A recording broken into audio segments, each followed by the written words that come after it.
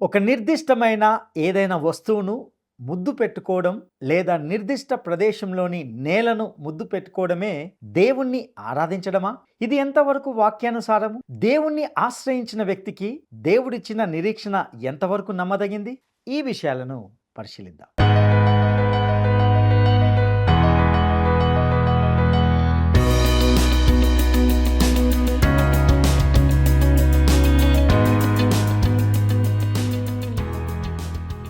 ప్రియమైన మిత్రులారా, word రిసౌండ్స్ today పక్షంగా నేటి కార్యక్రమానికి మిమ్మల్ని అందరినీ సాదరంగా ఆహ్వానిస్తున్నాం.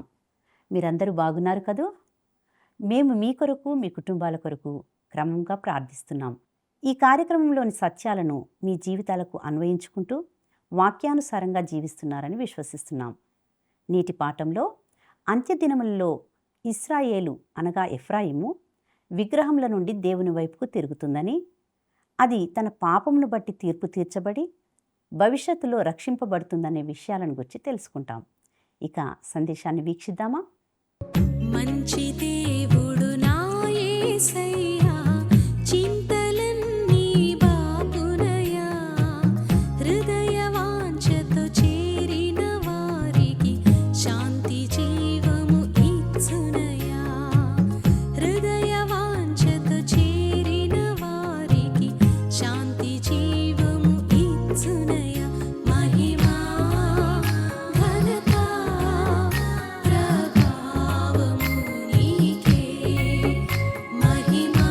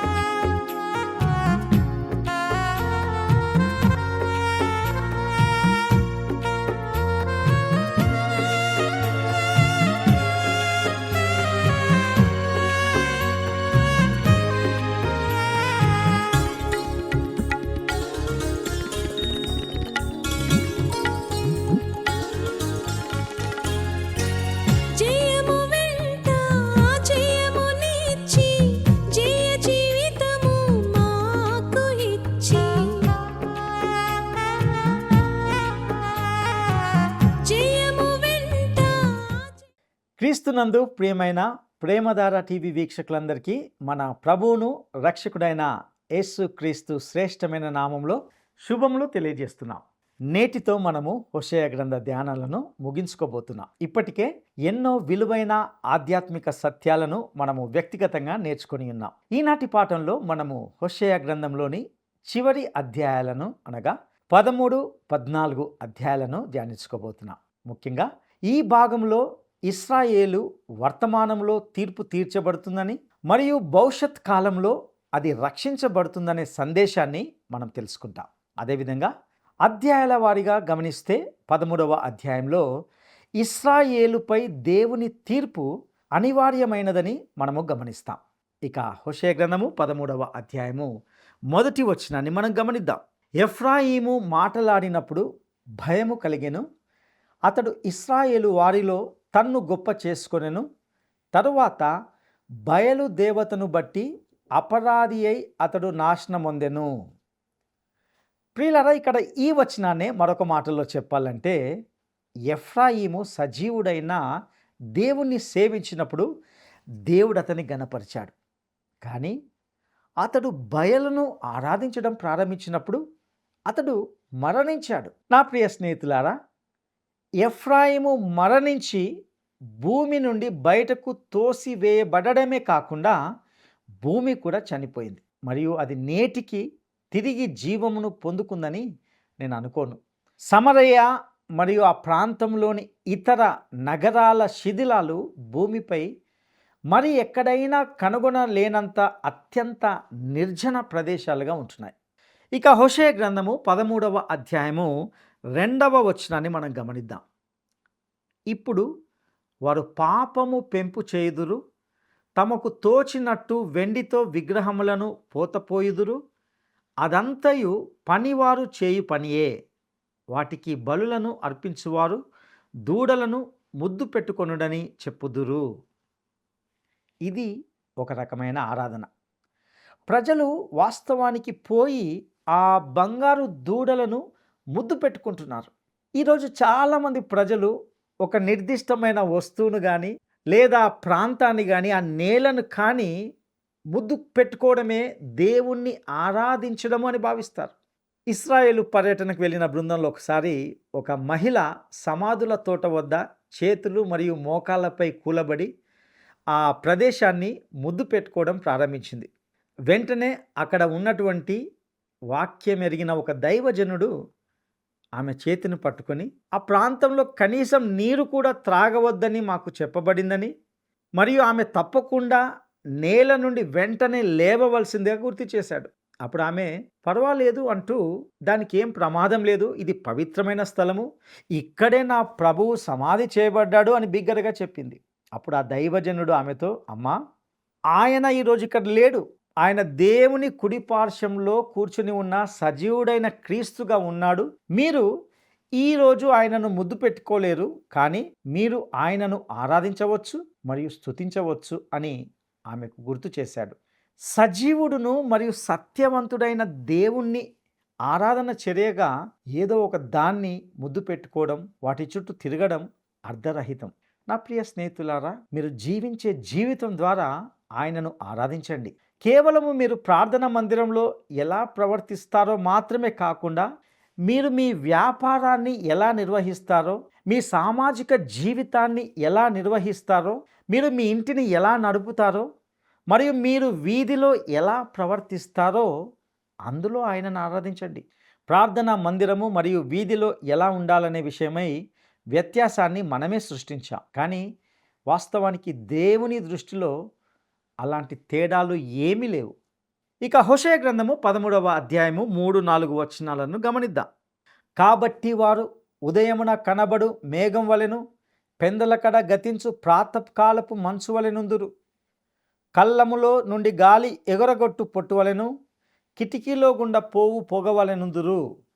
మీరు ఐగుప్తు దేశంలో నుండి వచ్చినది మొదలుకొని యెహోవానగు నేనే మీ దేవుడను, నన్ను తప్ప నీవు ఏ దేవుణ్ణి ఎరగవు, నేను తప్ప రక్షకుడును లేడు.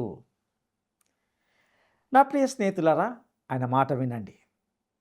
మీరు రక్షణ కొరకు ఒక సొంత ప్రణాళికను రూపొందించవచ్చు, సొంత ప్రయత్నాన్ని కలిగి ఉండవచ్చు. అయితే ఇక్కడ ఒక గొప్ప వాస్తవ సత్యం ఏమిటంటే ఆయనే ఏకైక రక్షకుడు. మరియు ఆయనే కాబట్టి మీరు ఆయన మార్గంలోకి రావడమే ఉత్తమం. ప్రభువైన యేసు యోహాను సువార్త 14వ అధ్యాయము 6వ వచనంలో ఈ విధంగా అన్నాడు, నేనే మార్గమును సత్యమును జీవమును, నా ద్వారానే తప్ప ఎవడును తండ్రి యొద్దకు రాడు. అయితే ఇప్పుడు అది సత్యమైన అవ్వాలి లేదా అసత్యమైన అవ్వాలి. లక్షలాది మంది ప్రజలు ఆ మార్గంలోకి వచ్చారు మరియు అది సత్యమని వారు కనుగొన్నారు.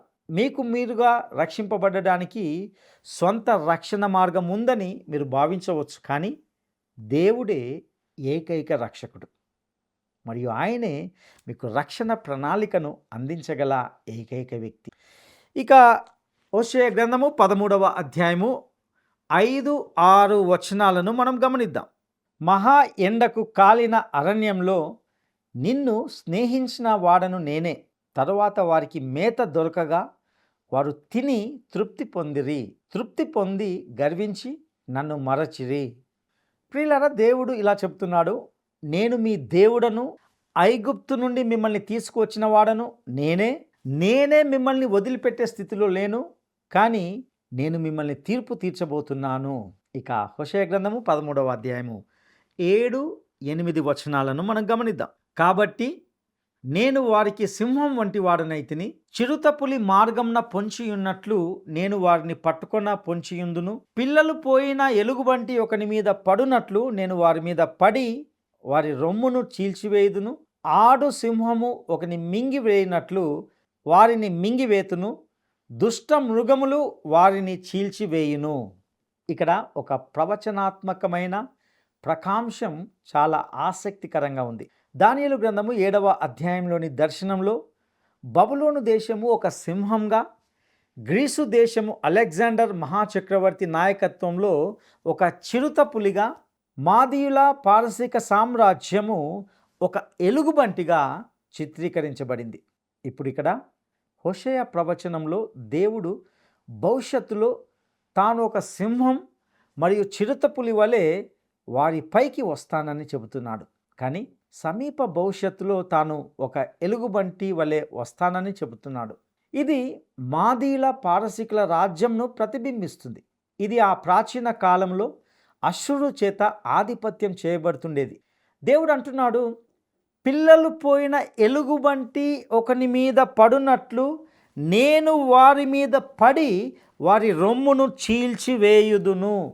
తన పిల్లలను పోగొట్టుకున్న తల్లి ఎలుగుబంటికి సమానమైన క్రూరత్వము మరొక జంతువుకు లేదు.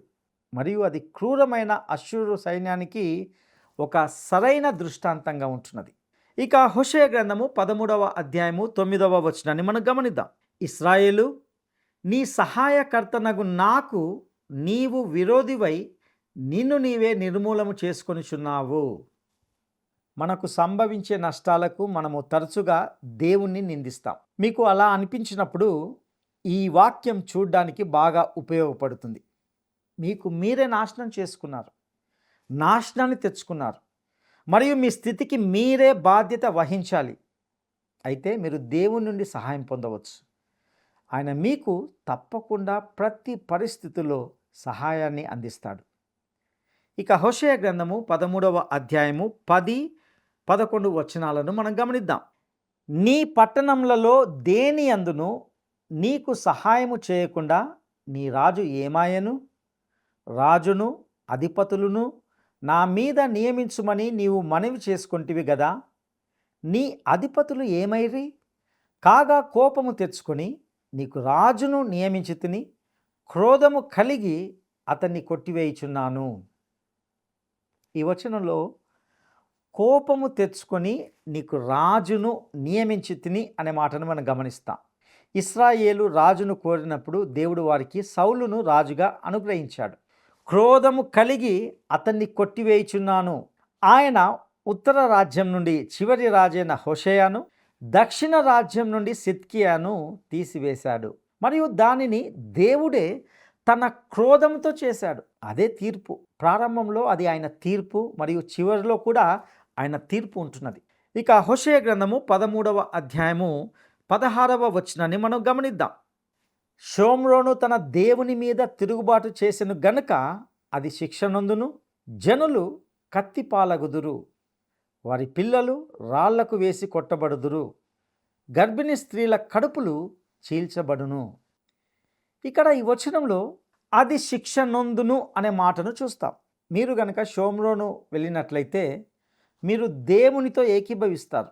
అది ఈరోజు ఒక నిర్జన ప్రదేశంగా ఉంటున్నది. ఇక మనము 14వ అధ్యాయానికి వస్తున్నాం. ఈ 14వ అధ్యాయము ఒక అద్భుతమైన అధ్యాయం అని చెప్పవచ్చు. ఎందుకంటే ఇది ఇశ్రాయేలు యొక్క భవిష్యత్ రక్షణను గురించి మాట్లాడుతుంది. ఇక హోషేయ గ్రంథము 14వ అధ్యాయము మొదటి వచనాన్ని మనం గమనిద్దాం. ఇశ్రాయేలు, నీ పాపము చేత నీవు కూలితివి గనుక నీ దేవుడైన యెహోవా తట్టుకు తిరుగుము. ఇక్కడ తమ పాపము వలనే వారు చెరపట్టబడతారని ప్రభువు ప్రజలతో చెబుతున్నాడు. ఇక హోషేయ గ్రంథము 14వ అధ్యాయము 3వ వచనాన్ని గమనిద్దాం. అశ్షూరీయుల చేత రక్షణ నొందగోరము, మేమికను గుర్రములను ఎక్కము, మీరే మాకు దేవుడని మేమిక మీదట మా చేతి పనితో చెప్పము, తండ్రి లేని వారి ఎడల వాత్సల్యము చూపువాడవు నీవే కదా. ప్రియులారా, మీ చేతులతో ఏదైనా తయారు చేసి ఆపై దాని ఎదుట సాష్టాంగపడి దాన్ని ఆరాధించడాన్ని ఊహించండి. ఈరోజు చాలామంది ప్రజలు తమ స్వంత సామర్థ్యాన్ని ఆరాధిస్తున్నారు. వారు తమ బుద్ధిని, తమ జ్ఞానాన్ని ఆరాధిస్తున్నారు. వారు తాము చేస్తున్న దానిని మరియు తాము చేయగలిగిన దాన్ని ఆరాధిస్తున్నారు. నా ప్రియ స్నేహితులారా, మీరు అలా చేసినప్పుడు మీరు ఒక అన్య దేవత ఆరాధకునిగా మరియు మూఢనమ్మకాలు గలవారిగా ఉంటున్నారు. ఇక హోషేయ గ్రంథము 14వ అధ్యాయము 4 నుండి 7 వచనాలను మనం గమనిద్దాం. వారు విశ్వాసఘాతకులు కాకుండా నేను వారిని గుణపరచుదును, వారి మీదనున్న నా కోపము చల్లారెను, మనస్ఫూర్తిగా వారిని స్నేహితును, చెట్టునకు మంచు ఉన్నట్లు నేను అతనికి ఉందును, తామర పుష్పము పెరుగునట్లు అతడు అభివృద్ధి నొందును, లెబానోను పర్వతము దాని వేళ్ళు తన్నునట్లు వారు తమ వేళ్ళు తన్నుదురు, అతని కొమ్మలు విశాలముగా పెరుగును, ఒలీవ చెట్టునకు కలిగినంత సౌందర్యము అతనికి కలుగును, లెబానోనుకున్నంత సువాసన అతనికుండును, అతని నీడయందు నివసించువారు మరలి ఒత్తురు, ధాన్యము వలె వారు తిరిగి మొలుతురు, ద్రాక్ష చెట్టు వలె వారు వికసింతురు, లెబానోను ద్రాక్షారసము వాసన వలె వారు పరిమళింతురు. ఈ వచనంలో వారు విశ్వాసఘాతకులు కాకుండా నేను వారిని గుణపడుతును అనే మాటను ఇక్కడ దేవుడు అంటున్నట్లుగా చూస్తాం. వాస్తవానికి ఇక్కడ దేవుడు ఏమంటున్నాడంటే, ప్రజలు విశ్వాసఘాతుకంలో ఉన్నారు, నా నుండి దూరంగా జారిపోతున్నారు, కానీ నేను వారిని కుదుటపరచబోతున్నాను, నేను వారిని స్వేచ్ఛతో ప్రేమిస్తాను, ఎందుకంటే వారిపైనున్న నా కోపము తిరిగి వెనక్కి తీసుకోబడింది. ఇక హోషేయ గ్రంథము 14వ అధ్యాయము 8-9 వచనాలను మనం గమనిద్దాం. ఎఫ్రాయిము, బొమ్మలతో నాకిక నిమిత్తమేమి? నేనే ఆలకించుచున్నాను, నేనే ఎఫ్రాయిమును గూర్చి విచారణ చేయుచున్నాను. నేను చిగురు పెట్టు సరళ వృక్షం వంటి వాడను, నా వలననే నీకు ఫలము కలుగును. జ్ఞానులు ఈ సంగతులు వివేచింతురు, బుద్ధిమంతులు వాటిని గ్రహింతురు. ఏలయనగా యెహోవా మార్గములు చక్కనివి, నీతిమంతులు దానిని అనుసరించి నడుచుకొందురు, కానీ తిరుగుబాటు చేయువారి దారికి అది అడ్డము గనుక వారు తొట్టిల్లుదురు. ప్రియులారా, 8వ వచనము బైబిల్లోని అత్యంత అద్భుతమైన వాక్యాల్లో ఒకటి. ఇది ఒక విజయ గీతం. ఎఫ్రాయిము ఈ విధంగా చెప్తాడు, ఇది భవిష్యత్తులోని విషయము, దేవుడే చివరికి గెలుపొందబోతున్నాడు, ఇక్కడ ప్రేమ విజయాన్ని సాధించబోతుంది. దేవుడు ఎఫ్రాయిముతో, ఎఫ్రాయిము నేనెట్లు నిన్ను విడిచిపెట్టుదును అని అన్నాడు. మరియు ఆయన ఎఫ్రాయిమును, అతన్ని వదిలేయండి, ఎందుకంటే అతడు సృష్టికర్తను వదిలి సృష్టము వైపుకు తిరిగాడు అని అన్నాడు. ఇప్పుడు అదే దేవుడు అంటున్నాడు, ఎఫ్రాయిము తాను ఒక పెద్ద తప్పు మరియు పొరపాటు చేసినట్లు తెలుసుకొని తిరిగి నా వైపుకు రాబోయే రోజు వస్తుంది. బొమ్మలతో నాకు ఇక నిమిత్తమేమి అని అతడు చెబుతాడని చెప్తున్నాడు. ఆ పాపం యొక్క దుఃఖదాయక సంఘటనల మధ్య ఈ ప్రపంచంలో ఈరోజు నడుస్తున్న మానవ జీవితము యొక్క నాటకం మధ్య దేవుడే విజేతగా నిలవబోతున్నాడని నేను నమ్మకంగా చెప్పగలను. ఆ దినము నశించిన వారికంటే కూడా ఎక్కువ మంది రక్షించబడతారని నేను నమ్ముతున్నాను. అదే దైవ సేవకుడైన స్పర్జన్ గారి నమ్మకం కూడా. ఆయన అనేక సార్లు ఈ విషయాన్ని తరచుగా చెప్పాడు. విశ్వాసులుగా మీరు అలాగే నేను కూడా ప్రస్తుత పరిస్థితులకు వ్యతిరేకంగా నలిగిపోయి ఉన్నాం. మనము ఈరోజు చుట్టూ ఉన్న ప్రపంచాన్ని చూసినప్పుడు మనము చూస్తున్నదంతయు ప్రభువైన యేసు మాట్లాడిన చిన్న మంద మాత్రమే. అంటే ఈ ప్రపంచం నుండి ఆయన తన కొరకు పిలుస్తున్న తన ప్రజలైన సంఘం. కానీ గతంలో ఆయన రక్షించిన అనేక మంది ఉన్నారు. ఉదాహరణకు ఒక సమయంలో నినెవే నగర పూర్తి జనాభాను ఆయన రక్షించాడు. అదే ప్రజలు 100 సంవత్సరాల తర్వాత వారు పాపంలోకి తిరిగినప్పుడు ఆయన వారిని శిక్షించాడు. గతంలో గొప్ప ఉజ్జీవం కలిగిన సందర్భాలు కూడా ఎన్నో జరిగినాయి. కానీ అతి గొప్పగా దేవుని వైపు తిరగడము భవిష్యత్తులో జరగబోతుంది.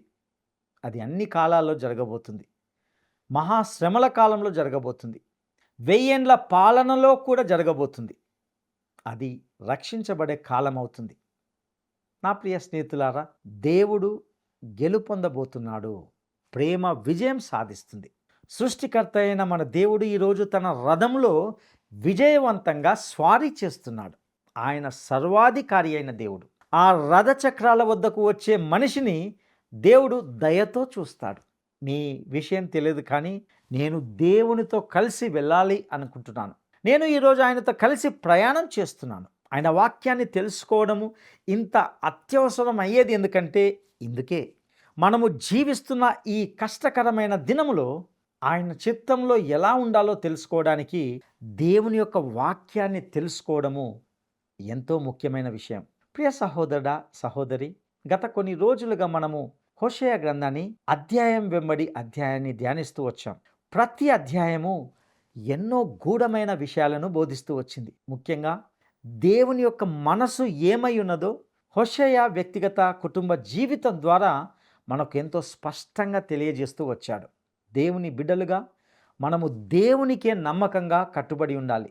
ఒక భార్య తన భర్తకు ఎలా తనకు మాత్రమే నమ్మకంగా ప్రవర్తించాలో అదేవిధంగా ఈ లోకంలో మనము దేవుడే మనలను రక్షించిన భర్తగా ఆయనకు మాత్రమే విశ్వసనీయంగా జీవించాలి.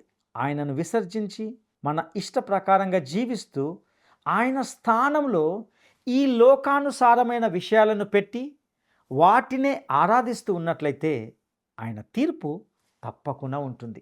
నేడు సంఘము ఆధ్యాత్మిక వ్యభిచారంలో జీవిస్తూ దేవుని ఎడల ఎంతో అసహ్యంగా ప్రవర్తిస్తున్న విధానము ఎంతో గమనించదగిన విషయం. మనము ఈ లోకంలో దిశ దశ లేని వారంగా, నిరీక్షణ లేని వారంగా, నరకానికి పాత్రులుగా ఉన్నవారిగా ఉన్నప్పుడు యేసుక్రీస్తు ప్రభువు తన విలువైన రక్తాన్ని చిందించి ఆ అమూల్యమైన రక్తం చేత నిన్ను నన్ను కొని తన సొత్తుగా అనగా తన భార్యగా చేసుకున్నాడు. ఒక ఉన్నతమైన స్థానాన్ని అనుగ్రహించాడు. అయితే అనేక సార్లు మనము హోషేయ భార్య అయిన గోమెరు వలె విచ్చలవిడిగా ఈ లోకంలో ప్రవర్తిస్తూ ఆయన కలువరి సిలువలో చూపించిన గొప్ప ప్రేమను ఎంతో చులకన చేస్తూ ఉంటున్నాం. ఇంతగా ఆయనకు మనము విశ్వాసఘాతకులుగా నమ్మక ద్రోహం తలపెట్టినప్పటికీ ఆయన తన శాశ్వతమైన ప్రేమతో మనలను ప్రేమిస్తూ తన వైపు తిరగమని పిలుస్తూనే ఉన్నాడు. అనేక సార్లు మనము ఆ పెయ్య వలె తిరుగుబాటు చేస్తూ ఆయన మాటను నిరాకరిస్తూ నిర్లక్ష్యం చేస్తూ ఉన్నాం. ప్రియులారా, ఒక విషయాన్ని మనము జాగ్రత్తగా గుర్తుంచుకోవాలి. అదేమిటంటే దేవుడు పేరు పెట్టి పిలిచిన తన సొంత ప్రజలైన ఇశ్రాయేలు ప్రజలనే వారు తప్పు చేసినప్పుడు, పాపమును ఆస్వాదించి అందులో ఆనందిస్తున్నప్పుడు వారిని ఎంత మాత్రము ఉపేక్షించలేదు. వారికి తీర్పు తీర్చాడు. అయితే వారి పట్లనే ఆయన అలా చేసినప్పుడు మన పరిస్థితి ఏమిటి? కానీ దేవునిలో ఉన్నటువంటి గొప్ప విషయం ఏమిటంటే ఆయన దీర్ఘశాంతుడు. అవకాశం ఇస్తూనే ఉన్నాడు, హెచ్చరిస్తూనే ఉన్నాడు. ఆయన వైపుకు తిరగడానికి తన వాక్యము ద్వారా అనునిత్యము జ్ఞాపకం చేస్తూనే ఉన్నాడు. ఆయన నీ జీవితంలోకి బలవంతంగా ప్రవేశించి ఒక నియంతలా ప్రవర్తించడు. సమస్తము ఆయన తన ప్రేమ చేతనే జరిగిస్తాడు. ఈ ప్రత్యేక సమయంలో నిన్ను నీవు పరీక్షించుకొని నీ జీవితాన్ని ఒకసారి హోషేయ గ్రంథ అధ్యయనాల వాక్యపు వెలుతురులో చూసుకుంటూ ఆయన వైపు తిరిగి ఆ యేసుక్రీస్తు యొక్క ఆ కలవరి ప్రేమను ఒకసారి జ్ఞాపకం చేసుకోగలవా? ప్రభు అట్టి కృపను మీకు దయచేయనుగాక. దైవాశీస్సులు. ప్రార్థన చేసుకుందాం. మహాపరిశుద్ధుడా, నమ్మదగిన దేవా, నీ దయగల పాదాలకు వందనాలు, స్తుతులు చెల్లిస్తుంటున్నాం. ప్రభువా, హోషేయ గ్రంథము ద్వారా గత కొన్ని రోజులుగా వ్యక్తిగతంగా మా అందరితో మీరు మాట్లాడిన ప్రతి సత్యానికై, ప్రతి వాక్కుకై నీకు వందనాలు చెల్లిస్తుంటున్నాం. నీ ప్రేమ అపారమైనది, నీ కృప ఎంతో గొప్పది నాయన. ప్రభువా, హోషేయ తన భార్య గోమెరు ఎంత విచ్చలవిడిగా నమ్మక ద్రోహంగా ఉన్నప్పటికీ తన భార్యను ఎలా ప్రేమించాడో మీరు సహితము మమ్మల్ని అలాగే ప్రేమిస్తుంటున్నారు. మేము మిమ్మల్ని విసికించి, మిమ్మల్ని ఇబ్బంది పెట్టి, మిమ్మల్ని దుఃఖపరిచినప్పటికీ ప్రభువా, నీ శాశ్వతమైన చేతులతో, మీ శాశ్వతమైన ప్రేమతో మమ్మల్ని పిలుస్తూనే ఉంటున్నారు. నీకు వందనాలు చెల్లిస్తుంటున్నాం. అవును ప్రభువా, మా యొక్క రోతపాత జీవితాలను నీ వాక్యపు వెలుతురులో పరీక్షించుకొని, సరిచేసుకొని, యేసుక్రీస్తు రక్తంలో కడుక్కొని మరలా నీతో సహవాసం పొందడానికి నీ కృప దయచేయవలసిందిగా ప్రార్థిస్తుంటున్నాం. ప్రభువా, ఈ సందేశాన్ని విన్న ప్రతి వ్యక్తితో మీరు మాట్లాడండి. ఒకవేళ ప్రభువా వారు నిన్ను రుచి చూసి, నిన్ను రక్షకునిగా ఎరిగి మరలా లోకంలో కలిసిపోయి నీ వాక్యాన్ని వినకుండా నిరాకరిస్తూ ఉన్నట్లయితే పరిశుద్ధాత్మ దేవుడా, ఇప్పుడే వారితో మాట్లాడండి, ఒప్పించండి. మరలా వారి జీవితాలను నీతో సరిచేసుకునే కృపను దయచేయవలసిందిగా ప్రార్థిస్తూ, ప్రభువా, మరొకసారి హోషేయ గ్రంథ ధ్యానాలకే నీకు వందనాలు చెల్లిస్తూ, నీ రాకడ పర్యంతము నీకు నమ్మకంగా జీవించడానికి నీ కృపా సహాయము దయచేయవలసిందిగా ప్రార్థిస్తూ, మా రక్షకుడును నమ్మదగిన యేసయ్య గొప్ప నామములో అడిగి స్తుతించి వేడుకుంటున్నాము తండ్రి. ఆమెన్.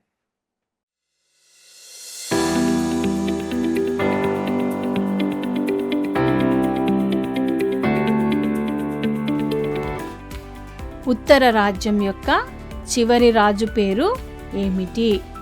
ఉత్తర రాజ్యం యొక్క చివరి రాజు పేరు ఏమిటి? 1 హోషేయ, 2 సిద్కియా, 3 యెహోయాకీము. ఈ ప్రశ్నకు సరైన జవాబును ఈ వాట్సాప్ నంబర్కు పంపండి. మా వాట్సాప్ నంబర్ 9399952570. ఈ సందేశం ద్వారా విన్నటువంటి దేవుని వాక్య సత్యాలను జాగ్రత్తగా గ్రహించాలని, ఆయన ఇచ్చే వాగ్దానాలను స్వతంత్రించుకోవాలని కోరుతున్నాం. ఇంకా రాబోయే పాఠాలలో మరిన్ని లోతైన సత్యాలను నేర్చుకోబోతున్నాం. శ్రద్ధగా, క్రమంగా ఈ కార్యక్రమాలను వీక్షించాలని, ఇతరులకు పరిచయం చేయాలని కోరుతున్నాం. మీ కుటుంబ, వ్యక్తిగత ప్రార్థన అవసరతలను మాకు తెలియచేయండి. మేం మీ కొరకు ప్రార్థిస్తాం. దేవుడు మీకు తోడయుండి నడిపించునుగాక. ఆమేన్. ఈ కార్యక్రమం మీకు నచ్చిందా? అయితే వెంటనే మిస్డ్ కాల్ ఇవ్వండి. బహుమతి పొందే విజేత మీరే కావచ్చు.